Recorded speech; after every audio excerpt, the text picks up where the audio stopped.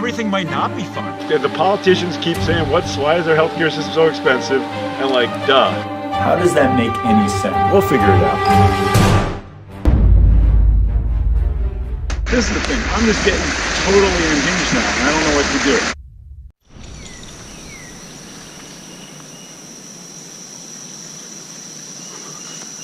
Hey, look, I just got back from a run, and I did not want to make this tape. I'm about to go on vacation, and I wanted to talk about heart disease, because heart disease is a problem, and it's a big problem, but I am pissed about what happened this week. I mean, I could start with heart disease. I had a patient who's got a lot of stuff going on in her life, and she goes to see her cardiologist who says, you know, your EKG's got a blip that's wrong, so we're going to send you for a nuclear stress test. And this woman, the last thing she has is heart problems. She's not short of breath. She doesn't have anything like that. She's got other stuff going on. And so she's stressed. Everything else in her body collapses because she's worried about this test. And she goes through it, and she comes back to me and said, well, the test was normal. At least I know I'm okay. And I had to tell her, no, this test told you nothing. You could have problems. If it found problems, you probably don't. But the point is, she didn't have to go for that test. $1,200. That's, I mean, okay, $1,200, but you'd make that double, triple, 10 times. $100 billion extra spent by cardiologists on tests like this. Stressing out my patients. While the morons like Paul Ryan in Congress are talking about how he's so worried because someone in their insurance policy has to pay for someone else's pregnancy. Well, how about the fact we all have to pay for this? And how about the fact that we all are exposed to this? We're exposed to doctors who do stuff that is harmful, expensive, and stresses us out. And that they lie to us about what these tests are going to accomplish. And then we got insurance companies paying more money for doctors to do this than to sit and talk to patients about how to be healthy, about how to avoid these tests. I mean, it's been a bad week. I told you about the person who was in the hospital, the violin player, who was in the hospital unnecessarily and was in there for 9 days. Well, the story did not turn out well, as is always the case. He was in the hospital because he had a urine infection. Maybe. I looked over the results. I was sitting with the family after the fact, looking over the hospitalization. And by the way, no one in the hospital at any point ever tried to contact me, even though I know this guy so well. But I was looking over, he never had a urine infection. In fact, every single thing they did with this guy turned up nothing. But he was there for 9 days, exposed to so much garbage and testing I can't even tell you. Tens and tens and tens of thousands of dollars of tests. Doctors left and right coming in. Infectious disease, cardiology, neurology, every ology you can, getting a piece of this guy. And now, you know what we were talking about? We were talking about where this guy should live, because his dementia has become so worse from this hospital stay that he can't be home anymore.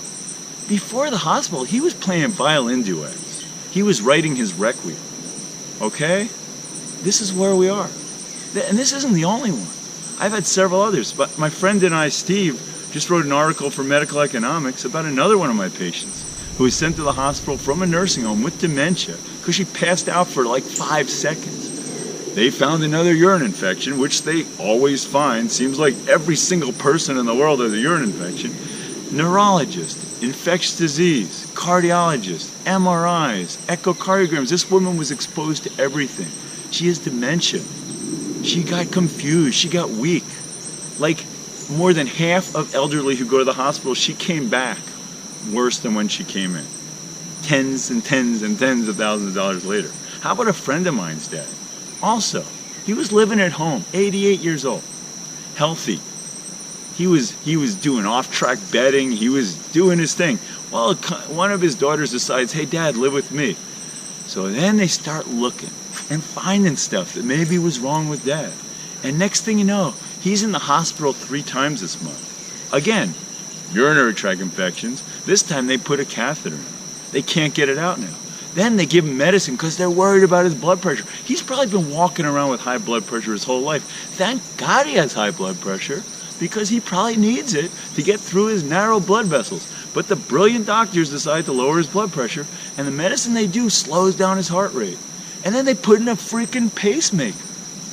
which probably cost about $50,000. But mind you, now the guy's got a pacemaker. And no more heart tests and consults and experts and this ologist and that ologist. And guess what? The guy is in crappy shape right now. He was in perfect shape before this. This is our medical system. Yeah, I want to talk about cardiology. I want to talk about cardiology because, of all things that I see day to day, this is the most egregious waste of money. But more than that, the most egregious way that our medical system hurts people in the name of pretending to help them. That it uses excessive pills and tests and procedures on people who do not need them. But all these things pay really well. And I'm not saying that doctors are doing all this for money, because I got doctors who push pills, lots of them, on my patients who aren't get paid. They don't do procedures, but they still push the pills. And I don't know what it is. Is it our training? Did we drink too much Kool-Aid when we were medical students? They told us this is what we're supposed to do? Or is it the message that we keep getting is do more, do more, do more, because we as doctors aren't smart enough to actually figure out that that's not what we should be doing? So anyway, I will talk about cardiology a little bit. I might go back and forth, but it was a bad week, and I just wanted to share it. Ugh. Hey, I hope you like the podcast. We'll be back next week. I'm going to give you some information. If you want to check the website, if you want to email me, if you got your own stories, let's talk about it. See you next week.